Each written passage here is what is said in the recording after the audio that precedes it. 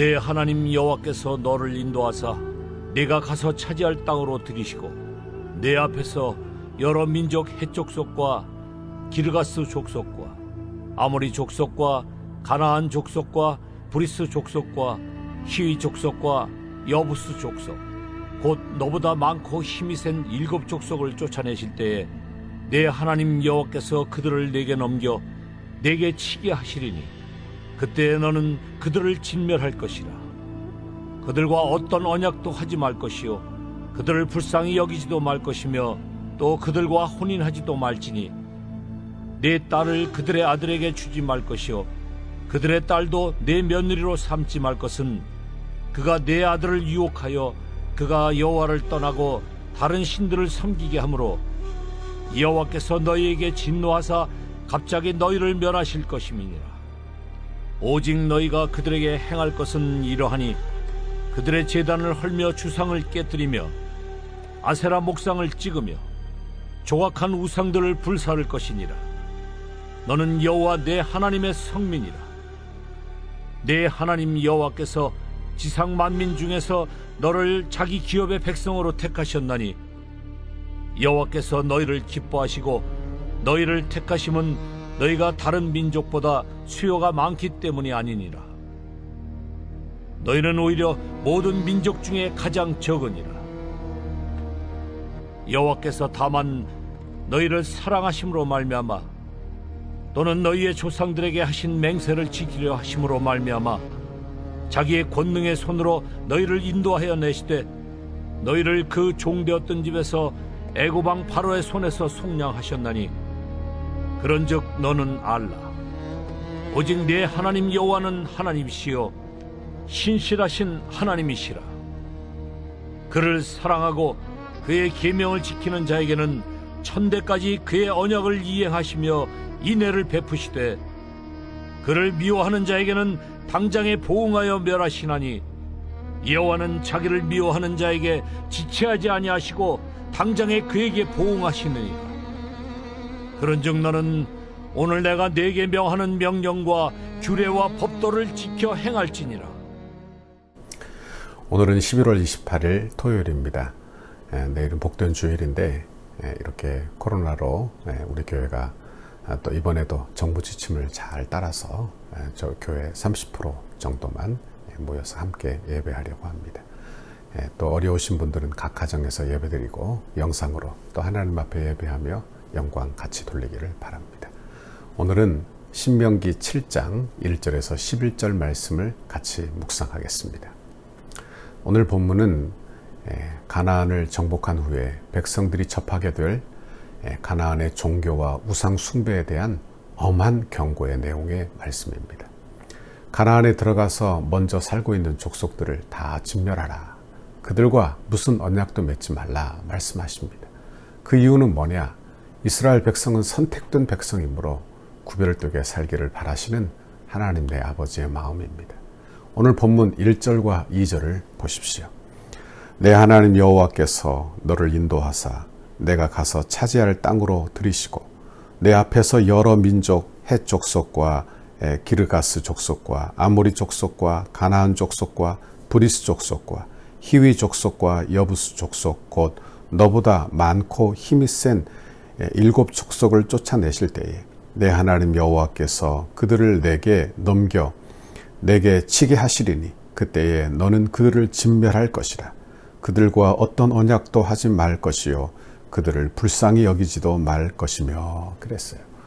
여기에서 보면 나보다 많고 힘이 센 7 족속이라는 이야기가 나오죠. 이것은 가나안 족속이 강하다 하고 보고한 정탐꾼의 이야기를 이야기하는 것입니다. 그들의 강한 내용이라는 강한 민족이라는 그런 정탐꾼의 보고를 듣고 낙심한 백성들을 배려한 말씀이 되는 것입니다. 그리고 그들이 정복할 땅은 너희 힘으로 주어지는 게 아니야. 하나님의 은혜로 주어지는 것이다. 이것을 강조하는 단어라고 할 수 있을 것입니다. 이스라엘 백성들의 불신앙과 하나님의 은혜 이것이 대조되어 있는 것을 보게 됩니다. 40년 전에 그들이 인간적인 눈으로 그들의 힘이 세고 많음을 보고 그들이 뭘 했어요? 원망과 불평을 했습니다. 이제 너희가 그렇게 많다고 하였고 힘이 세다고 한 그들을 너희가 진멸할 것이다. 그리고 이것은 하나님의 은혜인 줄 알라. 이것이 바로 오늘 하나님의 말씀이 되는 것입니다. 진멸하라는 말씀은 철저히 죽이라는 거예요. 한마디로 이야기하면 몰살시키는 것입니다. 가축도 어린아이도 부녀도 할 것 없이 다 진멸하라는 말씀이에요. 우리가 이 말씀을 들으면 이 말씀을 통해서 사람들이 많은 질문을 하죠. 하나님은 사랑의 하나님이 아니신가? 어떻게 이렇게 잔인할 수 있는가? 이런 질문을 합니다. 그러나 가나안 땅의 전쟁은 하나님의 공의가 실현되는 거룩한 전쟁이에요. 또 죄와 사단의 왕국과 하나님의 나라가 부딪혀서 전쟁하는 것과도 같은 그런 형국이 되는 것입니다. 그러므로 하나님의 나라와 그리고 죄의 사단의 나라가 같이 공존할 수 없고 빛과 어두움이 함께 있을 수 없듯이 가나안 땅에 같이 공존할 수 없는 그 존재가 되는 것입니다. 그러므로 반드시 멸해야만 하는 거예요. 이것은 영적인 의미도 포함되어 있죠. 죄를 진멸하라는 것도 포함되어 있는 것입니다. 우리가 느끼기에 싸움이 없는 듯 조용해 보이지만 실상은 무서운 싸움이 이루어지고 있는 것입니다. 우리 안에 가정을 파괴하고 교회를 파괴하고 죄와 사단의 권세가 우리 안에 둘러 진쳐 있는 거예요. 그러므로 이 땅에 사는 날 동안에 우리는 죄와 사단의 권세와 싸워야 하는 것입니다. 죄와 사단의 권세를 잘 분별해야 하는 거예요. 에베소 6장 12절에 보면 이런 말씀이 나와요. 우리의 씨름은 혈과 육에 대한 것이 아니다. 정사와 권세와 이 어두움의 세상 주관자들과 하늘에 있는 악한 영들을 상대함이라 그랬어요. 그러므로 정신을 차려야 됩니다. 우리가 상대하는 사람들이 누군지, 우리가 상대하는 대상이 누군지 우리는 깨달아야 하는 것입니다. 내가 지금 무엇에 도전을 받고 있는지 분별을 잘 하시라 그런 말씀이에요. 가정에 무슨 어려움이 있고 그리고 직장에 무슨 두려운 문제가 있으면 그것을 사람을 대적하는 그런 수단으로 삼지 말고 지금 사단 마귀가 우리를 영적 전쟁으로 끌어들이고 있다는 것을 기억하라는 말씀이에요. 그러므로 사단과의 싸움에서 말씀대로 순종하는 것이 꼭 필요한 것입니다. 3절과 5절을 보십시오. 가나안을 정복하면서 그들과 무슨 언약도 맺지 말라. 그들을 불쌍히 여기지도 말라. 그들과 혼인도 하지 말라. 그렇게 명령하고 있는 것입니다. 이유가 뭐냐? 그 이유는 가나안 문화를 막기 위함이요. 가나안의 우상 숭배를 막기 위한 조치가 되는 거예요. 그러므로 하나님을 믿는 신앙과 가나안의 신앙, 그런 바알 신앙이 결코 혼합되어서는 안 된다는 말씀을 하고 있는 것입니다. 지금 신앙의 순수성을 지키기 위하여 그들로 하여금 그 땅의 것을 다 진멸하라. 그렇게 말씀합니다. 그런데 어떤 일이 있었죠? 우리가 우리 여호수아서나 또 보면 여호수아가 여리고성을 점령하고 아이성을 점령한다는 소식을 듣고 기브온 사람들이 어떻게 해요? 멀리서 온 것처럼 꾸미고 여호수아에게 언약을 맺자 하지 않습니까? 먼 곳에서 온 것처럼 곰팡이 난 떡을 내보이며 헤어지고 찢어진 옷을 입고 지친 모습으로 나타나 말합니다. 우리는 당신의 종이 되겠습니다. 우리는 심히 먼 나라에서 왔습니다. 애굽에서 행하신 일 거기서도 들었고 동편의 두 왕에게 하신 일도 우리가 먼저 들었습니다. 그러니 우리를 죽이지 말고 우리를 종으로 삼아 주십시오. 그렇게 하여 그들의 속임수에 넘어가 언약을 맺고 많은 장면이 사사기 9장에 나오게 되는 것입니다. 기브온 사람들이 이야기가 그럴듯하고 그들의 모습이 진실해 보인다 할지라도 여호수아는 하나님의 말씀을 기억해야만 했던 것입니다. 그런데 여호수아는 자신의 눈으로 본 것을 판단의 기준으로 삼은 거예요. 그러므로 말씀에 순종하지 않아서 결국에 가나안 족속으로 인하여 끊임없는 전쟁의 아픔이 있게 되는 것입니다. 결국 후대에 이스라엘 백성들이 이방인들과 결혼하게 되고 그 결과 통일 왕국이 분열이 되고 결국 망하게 되는 것입니다. 보십시오. 하나님의 말씀에 순종하지 않은 결과가 어떤 것인지 우리도 내 생각대로 따르지 않기를 바랍니다. 오늘 하루 내 생각, 내 방법대로 따르지 아니하고 내 경험을 따르지 아니하고 하나님의 말씀을 의지하여 주님께 구하시기를 바랍니다. 오늘 내가 어떤 결정을 해야 할까요? 내가 오늘 어떤 생각을 해야 할까요? 그렇게 하나님의 뜻을 구하는 여러분의 신앙생활이 다 되기를 바랍니다. 이제 본문 6절 말씀을 한번 보십시오. 너는 여호와 내 하나님의 성민이라. 내 하나님 여호와께서 지상 만민 중에서 너를 자기 기업의 백성으로 택하셨나니. 그래요. 여기 보니까 하나님이 하신 일이 나와요. 그들을 하나님의 성민으로 삼으셨다. 애굽의 손에서 바로의 손에서 속량하셨다. 이렇게 말해요. 즉 구원의 은혜를 베푸시고 그것을 기억하고 살 것을 말씀하고 있는 것입니다. 그들이 구원을 받은 것은 다른 민족에 비해 수가 많기 때문이 아니에요. 잘나서도 아닌 것입니다. 똑똑해서도 아니에요. 그들이 오히려 수요가 적고 잘난 것이 없지만 그러나 하나님의 은혜를 입은 거예요. 그들은 소수민족입니다. 그러나 하나님의 은혜 받아 성민되었다. 8절에도 보니까 여호와께서 다만 너희를 사랑하심으로 말미암아, 다만이라고 말씀하고 있는 것입니다. 그러므로 하나님의 은혜로 무조건적인 사랑으로 된 결과라고 하는 것입니다. 그 사랑의 구체적인 행동을 8절에 보니까 너희를 그 종되었던 집에서 애굽 왕 바로의 손에서 속량하셨나니, 그렇게 말씀하고 있는 것입니다. 오늘 본문을 잘 보십시오. 오늘 본문에 보면 이 속량이라는 단어가 어떤 뜻인지 생각해 보아야 하는 것입니다. 속량이라는 단어는 값을 주고 샀다, 그런 의미죠. 그러니까 우리의 구원에 아주 중요한 단어가 되는 것입니다. 이 속량이라는 단어는 출애굽 사건에서 일어나는 거예요. 출애굽 사건을 한번 생각해 보십시다. 이것은 우리의 구원과도 아주 의미가 깊은 그런 내용이 되는 것입니다. 애굽에서 그들이 나올 때 마지막 재앙이 무엇이었습니까? 어린 양의 피를 문설주에 바른 사건, 그러므로 말미암아 장자의 죽음을 면하는 사건. 그러니까 마지막 재앙은 장자가 다 죽는 거예요. 장자뿐만이 아니라 처음 난 모든 것들이 다 죽는 것입니다. 이것은 이스라엘 백성들도 예외가 아니었어요. 그러나 그 재앙을 피할 방법은 무엇이냐? 어린 양의 피를 문설주에 바르는 것입니다. 그러므로 말미암아 다 죽어야 하지만 이스라엘 백성들, 어린 양의 피를 바른 그 사람은 어린 양이 대신 죽고 그 피로 말미암아 속량, 곧 구원함을 받은 사건을 이야기하고 있는 것입니다. 이것은 우리의 구원을 예표하고 있죠. 우리가 구원받은 것은 우리가 똑똑하고 도덕적으로 선해서가 아니지 않습니까? 어찌 보면 더 악하고 더러운 존재들이에요. 그러나 우리를 은혜 가운데 택하시고 우리를 예수 그리스도의 피로 속량, 곧 구원하셨다. 이것이 바로 우리 성경이 우리에게 가르쳐주고 있는 내용이 되는 것입니다. 우리도 이 하나님의 구원의 은혜를 기억하며 오늘 하루 살기를 바랍니다. 이스라엘 백성들은 속히 잊어버리지만 우리는 그들의 교훈을 받아 우리는 하나님의 은혜를 늘 기억하고 그 은혜가 어제 일처럼 늘 기억되는 축복이 있기를 바랍니다. 9절과 11절 말씀을 보겠습니다.